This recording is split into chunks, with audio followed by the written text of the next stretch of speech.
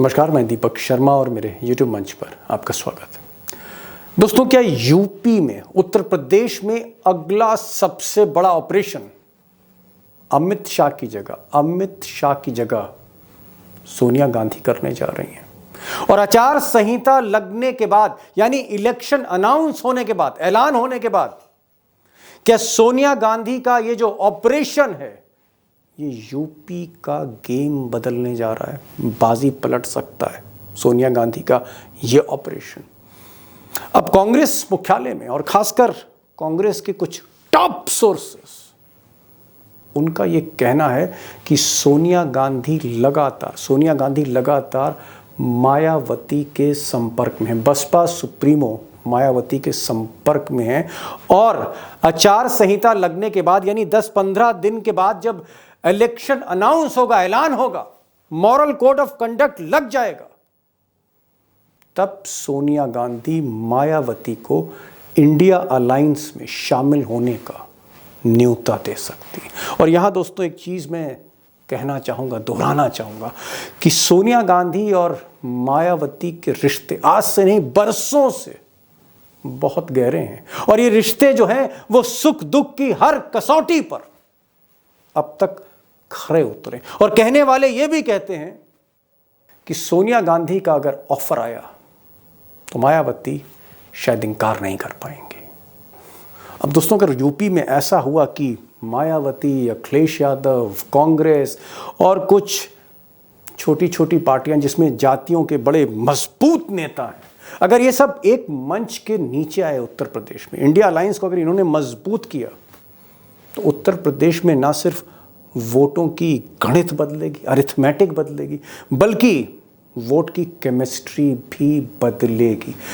Arithmetic भी बदलेगी, chemistry भी बदलेगी उत्तर प्रदेश में सपा, बसपा, कांग्रेस और कुछ छोटी पार्टियों के एक साथ आने पर। और तब मोदी जी के जो सपने हैं 80 में 80 लाने के, 80 में 75 लाने के, ये जो स्कोर है मोदी जी का 80 में 80 का या 80 में 70 का, ये स्कोर यूपी में 80 से उतरते उतरते 50-55 तक भी आ सकता है, 50-55 तक भी आ सकता है। और ये शर्तिया एक बड़ा झटका हो सकता है मोदी जी के लिए, शाह साहब के लिए, क्योंकि आंकड़े ये बताते हैं, जाहिर करते हैं, जो अगर आप जाति के, अगर कास्ट के इक्वेशंस अगर आप देखें, आंकड़े देखें वोट के, तो 35-40 सीटें ऐसी हैं उत्तर प्रदेश में जहाँ 80 सीटें हैं। इन 35-40 सीटों में मुस्लिम, दलित और यादव और कहीं कहीं कुछ और जातियां डिसाइसिव हैं। और ये जो समीकरण है ये फिर इंडिया के हाथ में होगा। तो क्या सोनिया गांधी का ये जो ऑपरेशन है ये भारी पड़ने जा रहा है मोदी और शाह पर?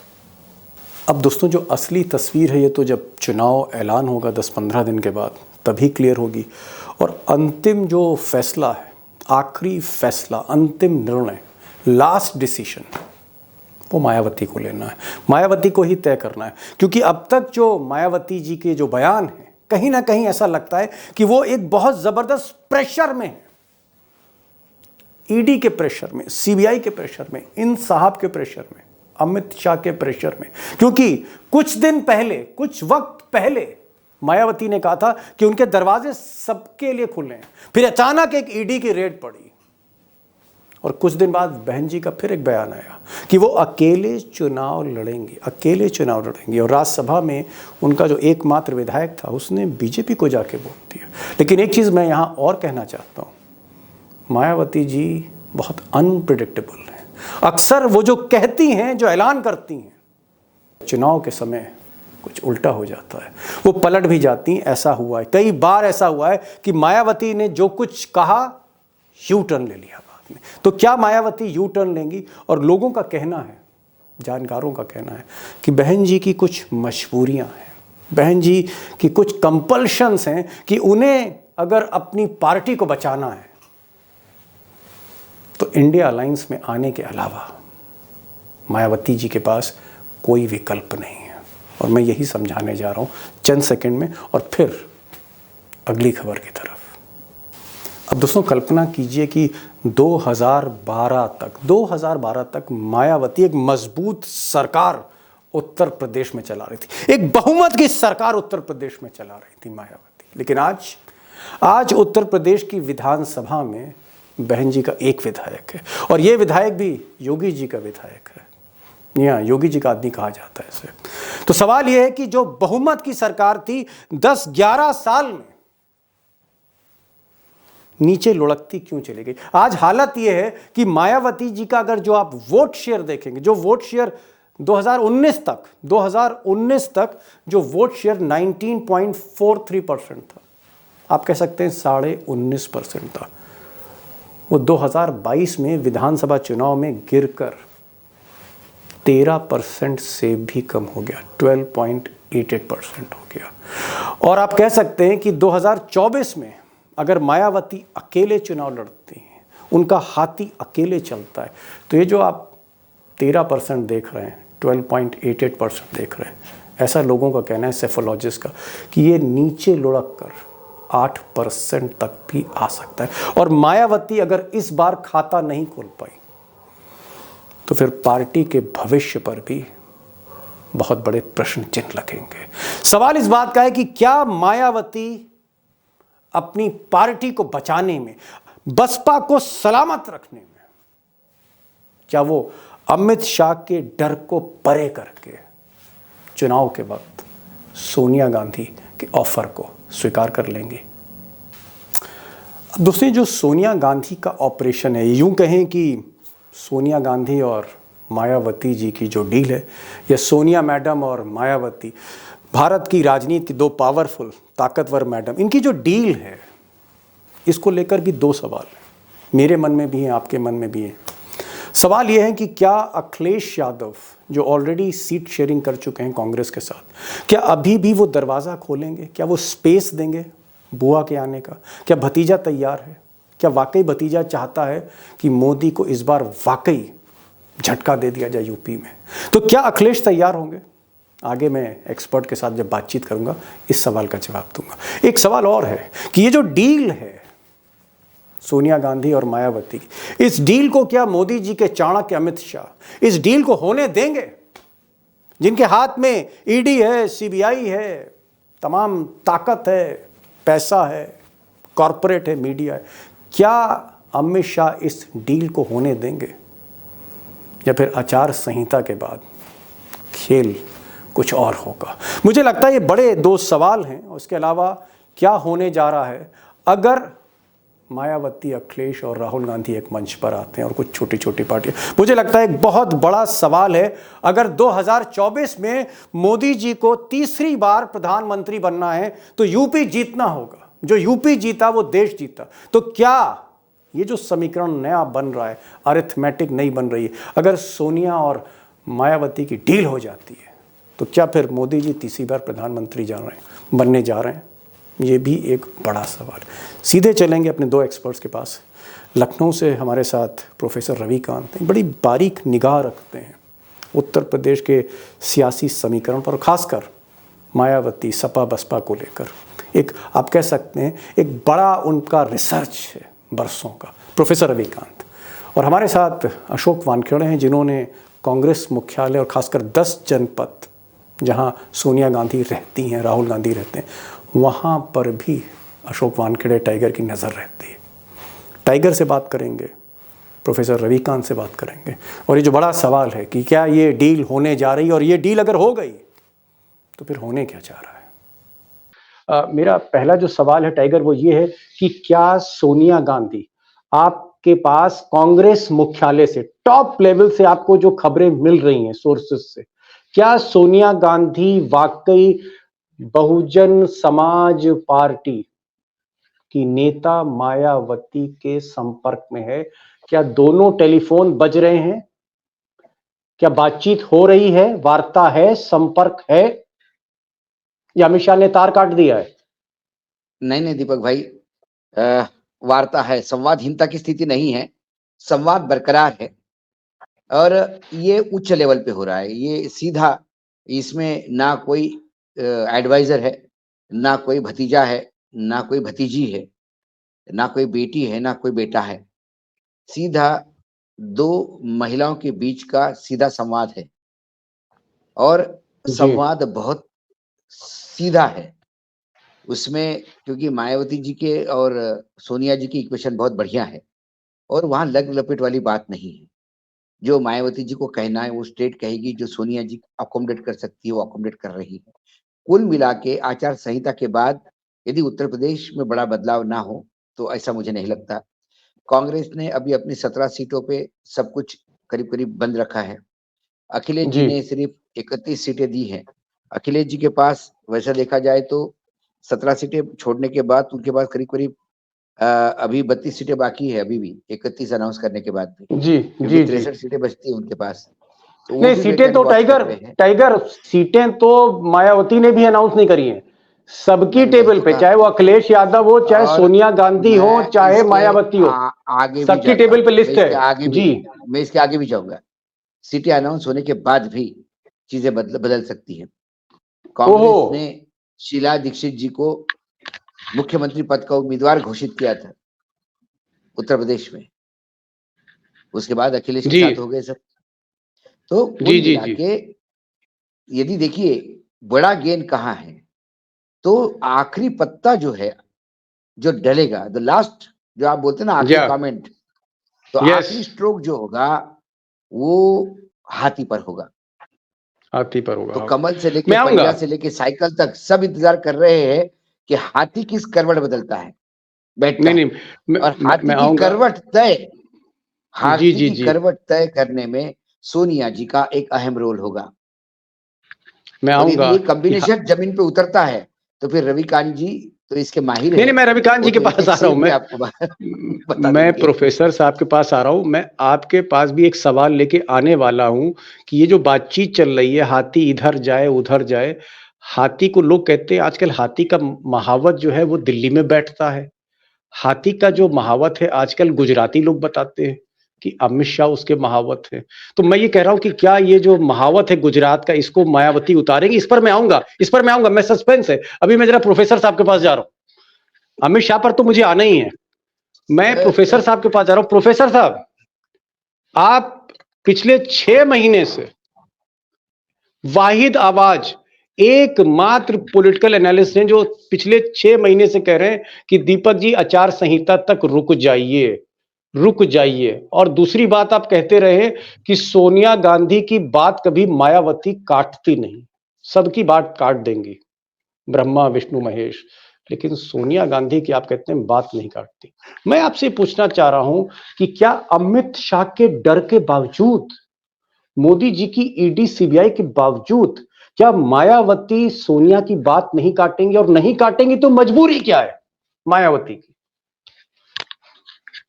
देखिए दीपक जी, मजबूरी वही है जो मायावती भी समझ रही है और हम लोग भी समझ रहे हैं। अगर इस बार मायावती अलायंस में नहीं जाती हैं और अकेले चुनाव लड़ती हैं तो बीएसपी के भविष्य पर ही सवाल या निशान खड़ा हो जाएगा। जी लगातार जो सीट घट रही है, वोट परसेंटेज घट रहा है, विश्वसनीयता घट रही है। मैं मानता हूं कि बीएसपी का कोई उस तरह से प्रवक्ता नहीं होता है। मायावती कभी बहुत ज्यादा डिफेंड करने में भरोसा नहीं करती हैं। तो जो लोगों को लगता है, कोई उनको बीजेपी के बी टीम कहता है, कोई कहता है डरी हुई है, मुझे लगता है कि इन सबसे परे मायावती इस बार जो फैसला लेने जा रही हैं वो इन तमाम सवालों के जवाब होंगे। अदरवाइज अकेले लड़ती हैं तो फिर उनका भविष्य ही खतरे में होगा। और वो पार्टी जिसे कांशीराम ने बड़ी मेहनत से पूरा सामाजिक आंदोलन खड़ा करके उस पार्टी को पूरे भविष्य की राजनीति के लिए एक बड़ा मजबूत स्तंभ बनाया था, और 10 साल के भीतर जो पार्टी सत्ता में पहुंची, 4 बार मुख्यमंत्री मायावती हुई, उस पार्टी का भविष्य ही खतरे में पड़ जाए। नहीं, आप यही क्या कहना मजबूरी क्या है। चाह रहे हैं डॉक्टर साहब, आप क्या कहना क्या चाह रहे हैं कि अगर मायावती अकेले लड़ी, हाथी अकेले चला इस बार, तो क्या मायावती की पार्टी खत्म हो जाए? क्या बहुजन समाज पार्टी जो है वो फिर से जीरो पे पहुंच जाएगी, बिग जीरो, जिस तरह से 2014 में पहुंची, या जो आज विधानसभा में हाल है? मैं एक स्पष्ट उत्तर चाह रहा हूं। डेफिनेटली 2014 में जो जीरो आया था, लेकिन उस समय वोट परसेंटेज अच्छा था। पिछले विधानसभा चुनाव में अब 13% पर है, और मैं समझता हूं कि अगर वो अकेले चुनाव लड़ती हैं तो 8% पे आ जाएंगी, और इसका मतलब है कि फिर बीएसपी का भविष्य खतरे में। क्या आकाश आनंद को अपना भविष्य नहीं दिखाई देगा?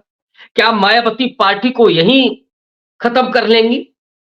जो कांशीराम साहब का सपना था, डॉक्टर अंबेडकर का सपना था कि जो बहुजन की राजनीति है वो दिल्ली के लाल किले तक पहुंचे, और ये मौका है कि जब वो इस हिंदुत्व की पूरी राजनीति को पलट करके वो एक अवसर प्रदान करे।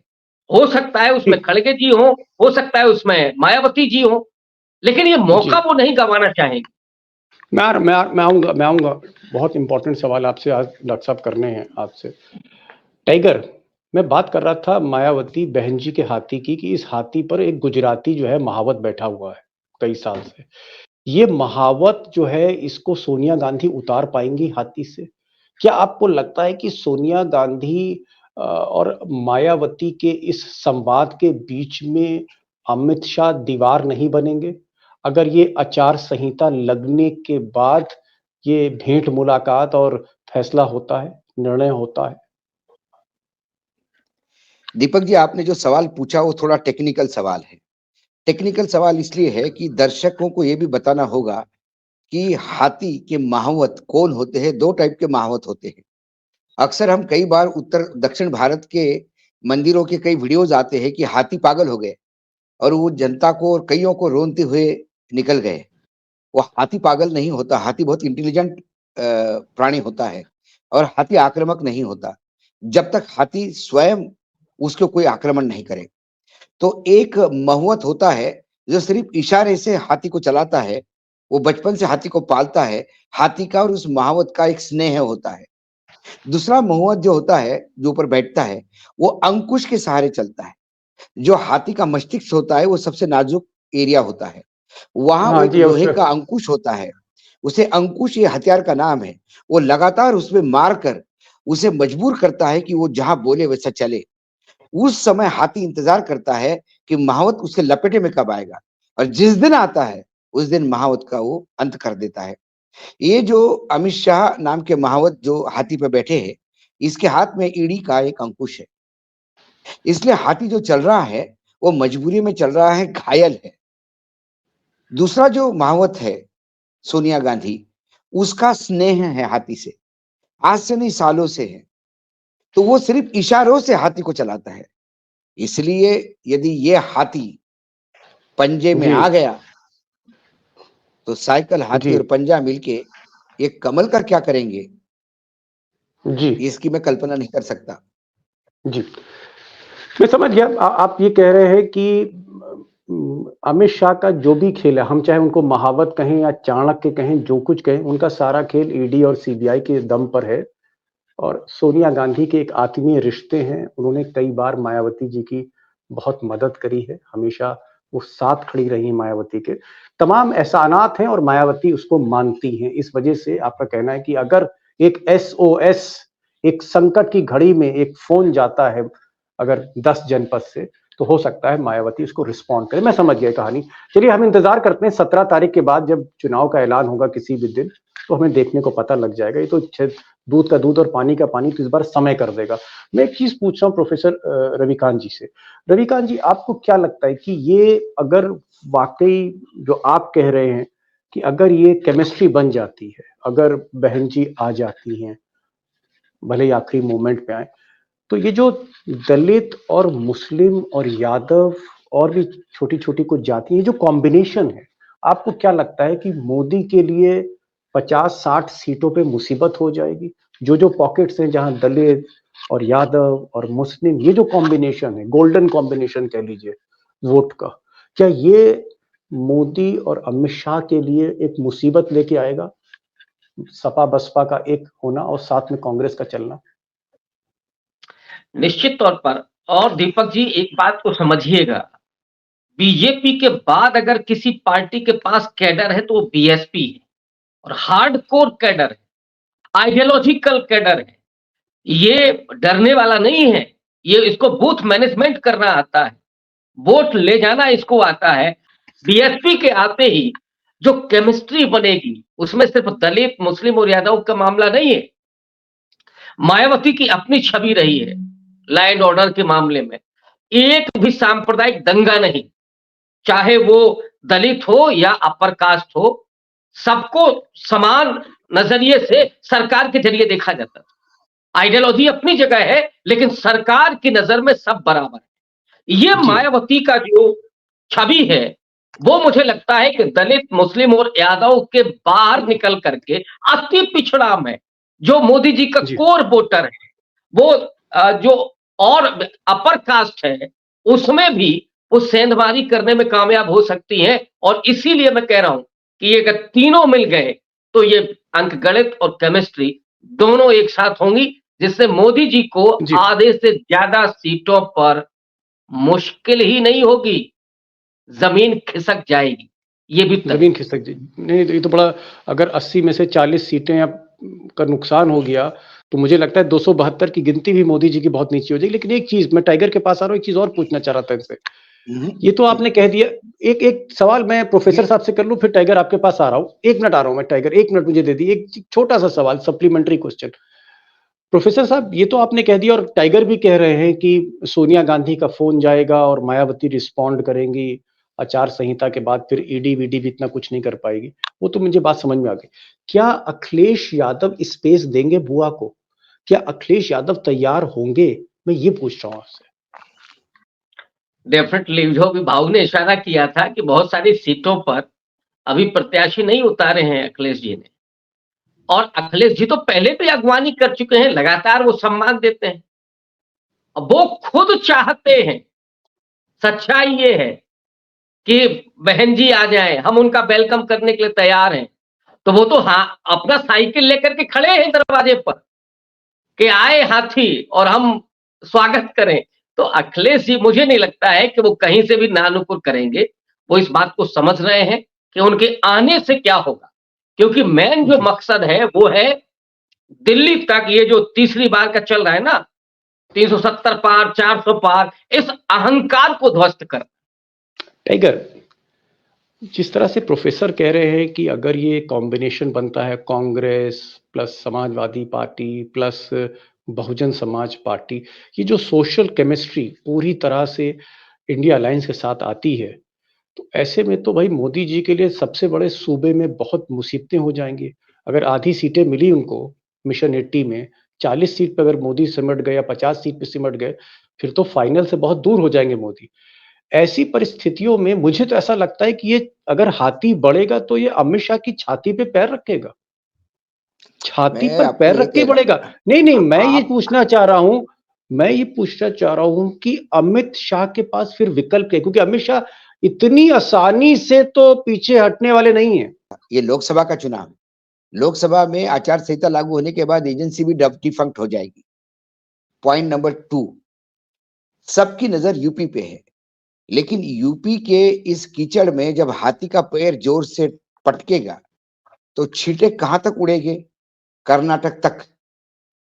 कर्नाटक, महाराष्ट्र का विदर्भ, छत्तीसगढ़, मध्य प्रदेश, राजस्थान, हरियाणा, पंजाब, उत्तराखंड, ये छींटे उड़ेंगे इस प्रदेश में। और जब ये बीएसपी के छींटे उड़ेंगे, हाथी का दमदार पैर कीचड़ में ठप करके लगेगा, तो ये छींटे उड़ेंगे, ये छींटे तकलीफ देंगे कई जगह पे।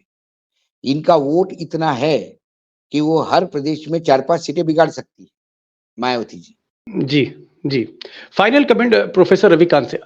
इस वक्त जो बीजेपी से कुछ लोगों से मेरी बात हुई, उनके जो नेताओं से, उनका ये कहना है, असेसमेंट है बीजेपी का, कि अभी 60 सीटों पर उनको लग रहा है कि बीजेपी इस बार मिनिमम जीतेगी। यानी हो सकता है ये 60 से 70 हो जाए, 75 हो जाए, मैं नहीं कह सकता अभी।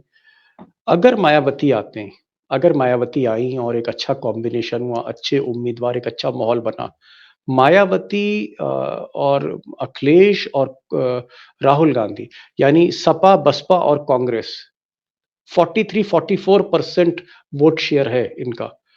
आपको क्या लगता है कि फिर बीजेपी 50-55 पे आ जाएगी? उत्तर प्रदेश में 50-55 सीटों पर आ जाएगी? 50 के नीचे की बात करिए दीपक जी, फिर जी क्या? 50 के नीचे की बात करिए फिर। 40 से ऊपर सीट मिलना फिर बेहद मुश्किल होगा। चाहे मोदी जी एक एक सीट पर दो दो रैलियां करें, फिर नहीं होने वाला है। टाइगर, लास्ट कमेंट, अगर मायावती और आती हैं, हाथी आता है, शामिल होता है आचार संहिता के बाद इंडिया अलायंस में, आपको लग रहा है कि यूपी में अगर झटका मोदी खाते हैं तो वो जो 272 उनको चाहिए, 272 सीटें चाहिए तीसरी बार प्रधानमंत्री की शपथ लेने के लिए, क्या वो फिर शपथ खटाई में है? क्या फिर वो शपथ अधर में है? दीपक भाई, हमारा आकलन तो अभी 272 के लाले हैं, जब मायावती जी नहीं है। मायावती जी यदि साथ में आ गई तो मैं मात्र उत्तर प्रदेश नहीं देखता, मैं राजस्थान की 11 सीटों पे भी नजर है मेरी, फिर मध्य प्रदेश की सीटों पे है ना, बुंदेलखंड मध्य प्रदेश का भी जो एरिया है वहां पे भी है, उधर मध्य प्रदेश का जो हरियाणा। रीवा सतना है वहां पे भी है, हरियाणा पे भी है, कर्नाटक का भी एक बेल्ट है बहुत बड़ा जहां मायावती का वजूद है। तो ये सारी जगह पे यदि करे तो आपको, तो फिर मुझे लगता है जो मैं सबसे बड़ी पार्टी बोलता हूँ बीजेपी है, मुझे उस पर भी डाउट आने लगता है। तो दोस्तों, जैसे मैंने पहले कहा और फिर मैं दोहरा रहा हूं कि इस बार ऑपरेशन अमित शाह नहीं कर रहे उत्तर प्रदेश में, शाह की जगह अब की ऑपरेशन सोनिया गांधी का है। देखते हैं क्या होता है, इंतजार करेंगे आचार संहिता का। मुझे लगता है 17 तारीख के किसी भी दिन चुनाव का ऐलान हो सकता है, और ऐलान होने के बाद सबसे बड़ी खबर हो सकता है लखनऊ से मिले सोनिया गांधी और मायावती का मिलन होता है कि नहीं। टाइगर आप आए, प्रोफेसर साहब आप आए, और आज जो खुलकर बातचीत आपकी हुई है और जो मिसाल दी है महावत की, वो तो अद्भुत थी टाइगर आपकी। और यही जो आपका एक बेबाकी है, यही जो दमखम है आपका, जिस तरह से आप बोलते हैं, इसीलिए दुनिया आपको टाइगर के नाम से जानती है। टाइगर साहब, thank you so much. Professor साहब आप आए, समय निकाला, बहुत बहुत शुक्रिया अपने दोस्तों की तरफ से। Thank you so much for joining this program. धन्यवाद।